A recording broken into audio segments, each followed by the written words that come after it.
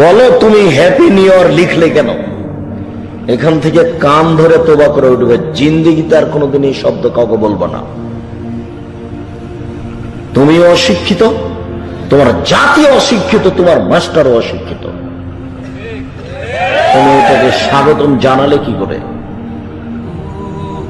শোনো, শুধু তাই নয়, যারা জানুয়ারি 1 তারিখে শুভদিন বলেছে, যারা পহেলা বৈশাখকে শুভদিন বলেছে, তাদের বিচারের মাঠ হবে ইহুদিদের সাথে, খ্রিস্টানের সাথে তাদের বিচারের মাঠ হবে হিন্দুদের সাথে তাহাজ্জুদ পড়লেও। রাসূল সাল্লাল্লাহু আলাইহি ওয়াসাল্লাম বলেন, মান তাশাব্বাহা বিকওমিন ফাহুয়া মিনহুম। যারা যাদের সাদৃশ্য অবলম্বন করে, যারা যাদেরকে ভালোবাসে, যারা যাদের নিয়ম নীতি কৃষ্টি কালচারকে ভালোবাসে,